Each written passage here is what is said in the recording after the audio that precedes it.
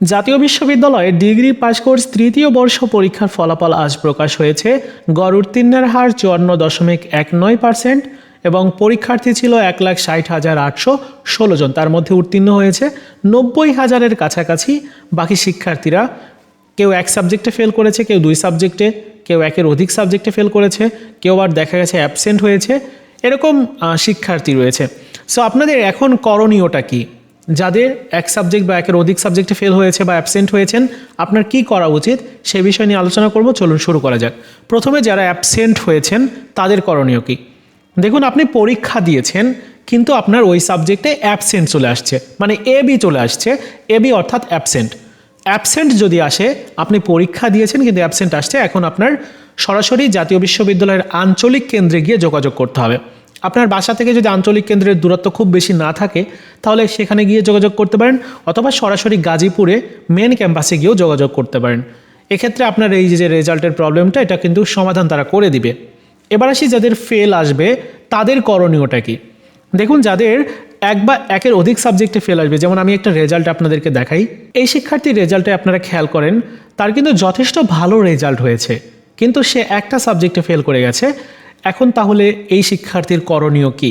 কেউ 2 সাবজেক্টে ফেল করেছে। এখন করণীয় হচ্ছে 2টা কাজ সে করতে পারে। একটা কাজের মাধ্যমে সে চাইলে তার রেজাল্ট পরিবর্তন করতে পারে, আরেকটা কাজের মাধ্যমে সে চাইলে নতুন করে আবার পরীক্ষা দিতে পারে। এখন প্রথম যেটা বললাম যে রেজাল্ট পরিবর্তন সে চাইলে করতে পারে। রেজাল্ট পরিবর্তনের জন্য আবেদন করতে হয়, আর সেটিকে বলা হয় পুনর্মূল্যায়ন। অর্থাৎ আপনি যে সাবজেক্টে ফেল করেছেন এই সাবজেক্টে চাইলে পুনর্মূল্যায়ন করতে পারেন। আপনার যদি কনফিডেন্স থাকে যে আমার পরীক্ষা ভালো হয়েছে কিন্তু আমার কিভাবে ফেল আসলো, এরকম যদি আপনার মনে হয়, আপনি বোর্ড চ্যালেঞ্জ বা পুনর্মূল্যায়নের আবেদন করতে পারেন। তবে একটা সাবজেক্টে পুনর্মূল্যায়ন করার জন্য আপনার 1,000 টাকা থেকে 1200 টাকার মতো নেওয়া হবে। যেহেতু এখনও পর্যন্ত পুনর্মূল্যায়নের নোটিশ প্রকাশ হয়নি, যেহেতু আজকেই রেজাল্ট দিয়েছে, সো যখন নোটিশ দিবে তখনই হয়তো জানা যাবে যে কত টাকা ফিজ আপনাকে দিতে হবে। সো পুনর্মূল্যায়নের জন্য ফিজ দিতে হয়। প্রশ্ন হচ্ছে যে পুনর্মূল্যায়ন আমি করব, কিন্তু রেজাল্ট কি পরিবর্তন হবে? পরিবর্তন হওয়ার সম্ভাবনা থাকে, তবে সবসময় যে পরিবর্তন হয় এরকম না। আপনার যদি খাতাটা ভালো করে মূল্যায়ন না করা থাকে তাহলে রেজাল্ট পরিবর্তন হবে, আর যদি ভালো করে মূল্যায়ন করা থাকে তাহলে রেজাল্ট পরিবর্তন হওয়ার সম্ভাবনা খুব কম থাকে। এজন্য বললাম যে আপনার যদি কনফিডেন্স থাকে যে না, আমার পরীক্ষা ভালো হয়েছিল কিন্তু কিভাবে ফেল আসলো, এরকম যদি কনফিডেন্স থাকে তাহলে অবশ্যই আপনি পুনর্মূল্যায়নের আবেদন করতে পারেন। এখন যারা এক সাবজেক্টে ফেল করেছেন, আপনারা চাইলে পুনর্মূল্যায়নের আবেদনটা করে রাখতে পারেন। এক্ষেত্রে অনেকের ফেল থেকে পাস চলে আসবে। আর যদি আপনার মনে হয় যে না, আমি নতুন করে আবার, যেহেতু সাবজেক্টে আমার রেজাল্টও ভালো হয়নি, ফেল করেছি, পাশাপাশি আমার পরীক্ষাটাও তেমন ভালো হয়নি, সো এক্ষেত্রে আপনার করা উচিত যেটা, সেটি হচ্ছে পরবর্তী বছরে নতুন করে পরীক্ষা দেওয়া। একের অধিক সাবজেক্টে ফেল করলে আপনারা চাইলে এটা করতে পারেন। যদি আর্থিকভাবে কোনো সমস্যা না থাকে তাহলে আপনি পুনর্মূল্যায়নের আবেদনটা করে রাখতে পারেন।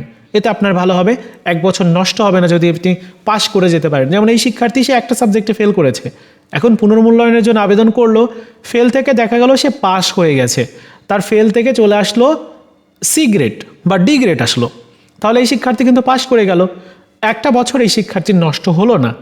আর যদি এই শিক্ষার্থী মনে করে যে আমি পুনর্মূল্যায়নের আবেদন করব না, আমি পরবর্তী বছর ভালো করে পরীক্ষা দিব, সেটিও সে পারে।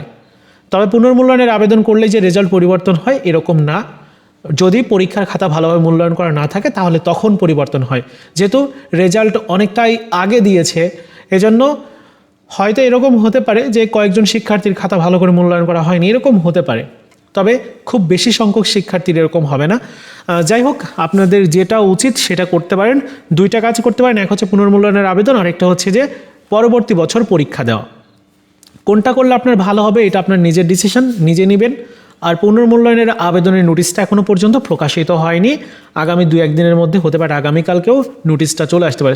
আগামীকাল তো শুক্রবার, আগামী শনি অথবা রবিবারে আপনাদের এই পুনর্মূল্যায়নের যে আবেদনের নোটিশটি সেটি কিন্তু এসে যাবে। তারপর আপনারা পুনর্মূল্যায়নের আবেদন করতে পারবেন। তো এই ছিল আজকের মতো ভিডিও। দেখা হচ্ছে নতুন ভিডিওতে। ভালো থাকুন সবাই, ধন্যবাদ।